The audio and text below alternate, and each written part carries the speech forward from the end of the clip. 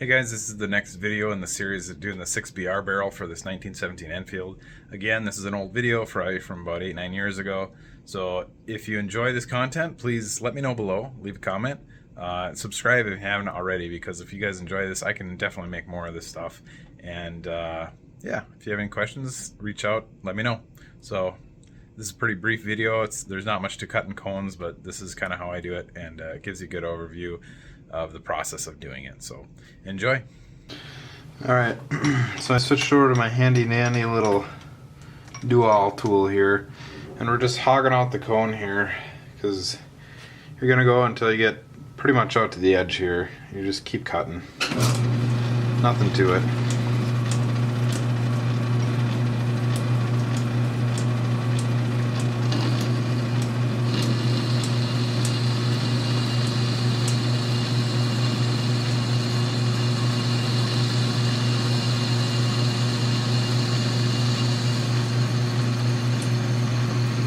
Unless you run out of travel in your compound.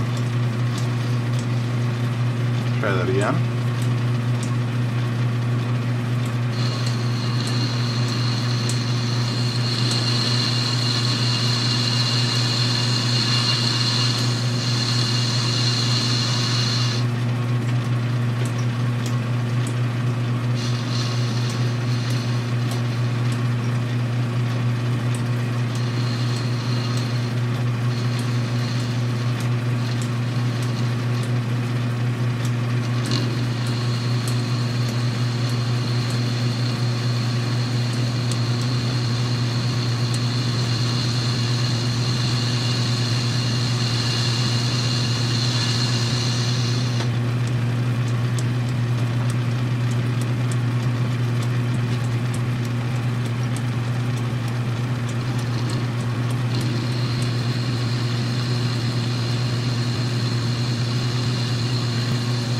There's nothing magical to this, but you take it slow and easy and make some nice cuts, make it look pretty.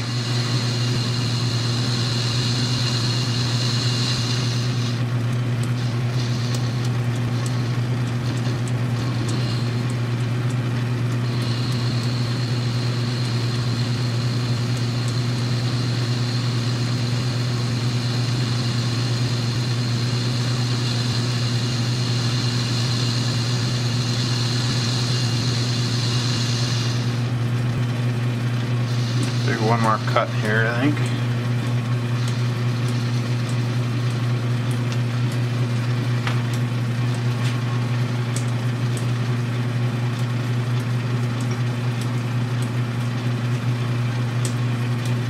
And we'll fit our action.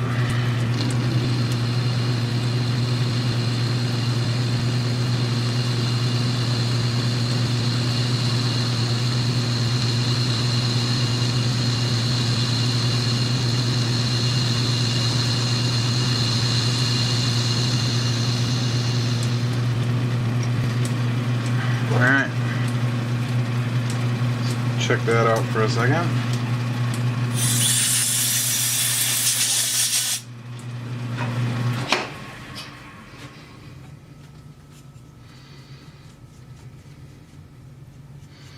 So that looks pretty good. So at the 1917-1914 Enfield, what you want to do is get your bolt, strip it down, take the extractor and everything. You can leave that little collar on there, but take everything off, including the firing pin, because we'll need to do that. So what you're going to do is put your bolt in your receiver, screw this on, and I'll screw it on, and I'm going to switch camera angles for you. Alright, so we screw this guy on.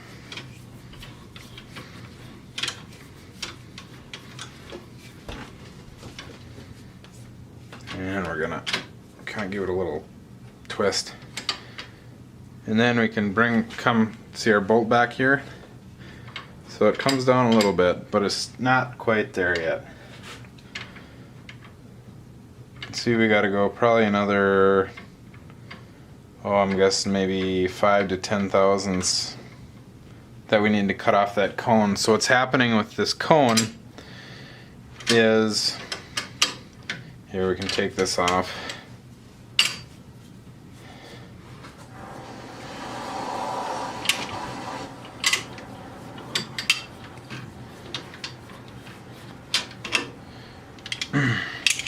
So with these coned bolts, and a lot of newer rifles will do this too, but so this lug is curved, and that's a 45-degree bevel on there. So that fits inside just like that. However, I'm going to take probably another 10 thousandths, 5 or 10 thousandths off of there, and then we'll check it again. Alright, so do 10 thousandths here and see that hopefully it'll get us close.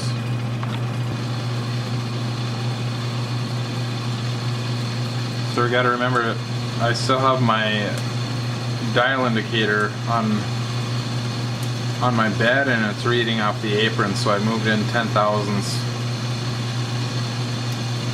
you know, into the barrel and not 10 thousandths anywhere else, so it's all axial.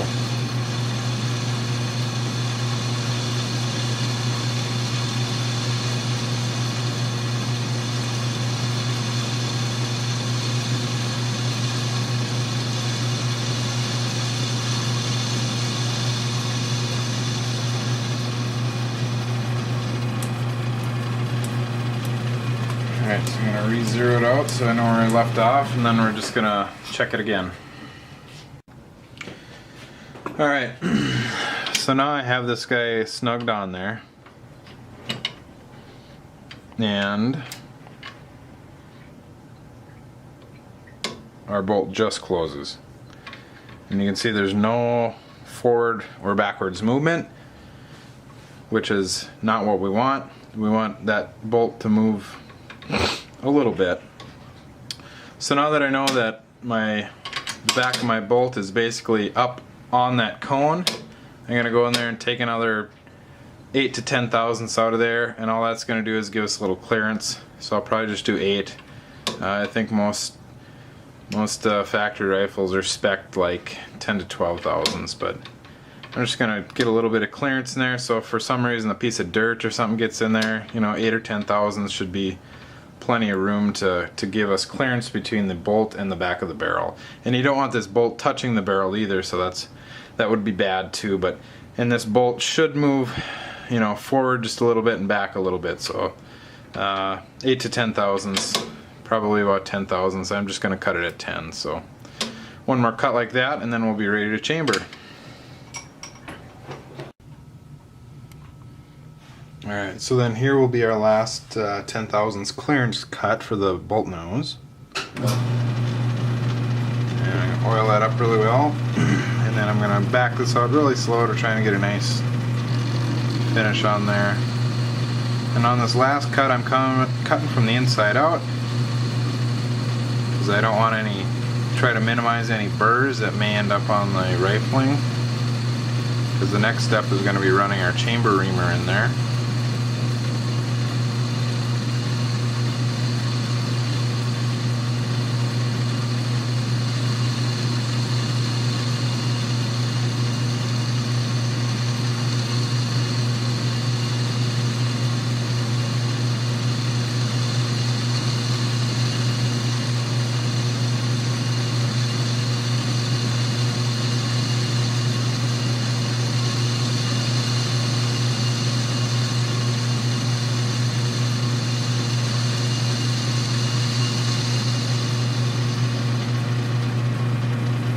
Alright, so then that'll give us good clearance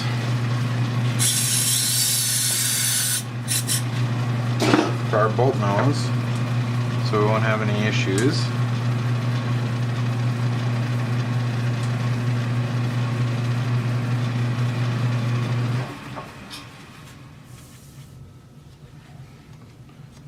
Nice finish in there.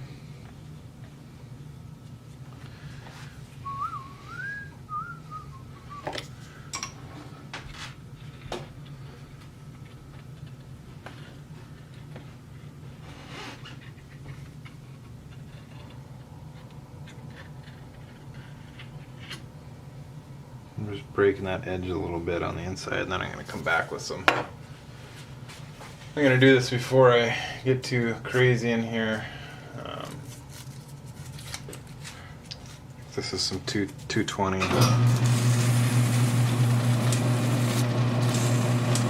just want to get rid of that edge,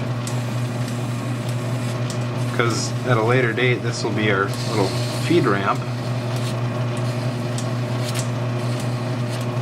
And you just want to make sure that that inside edge is not sharp, because if you got cases running in and out of there, they will rub against that.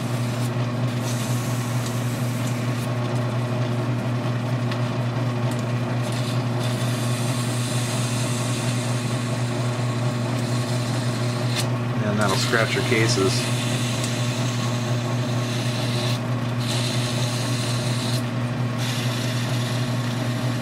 A little on the outside. And a little on the outside. It doesn't matter too much, but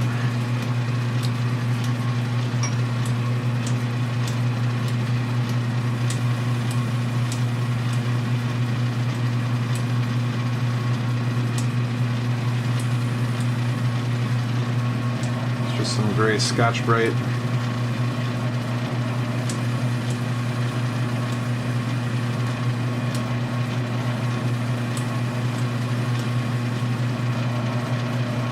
Polish that up a little bit.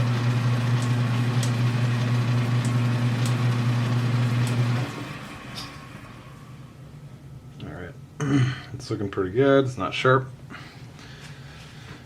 So now we can start chambering this bad boy.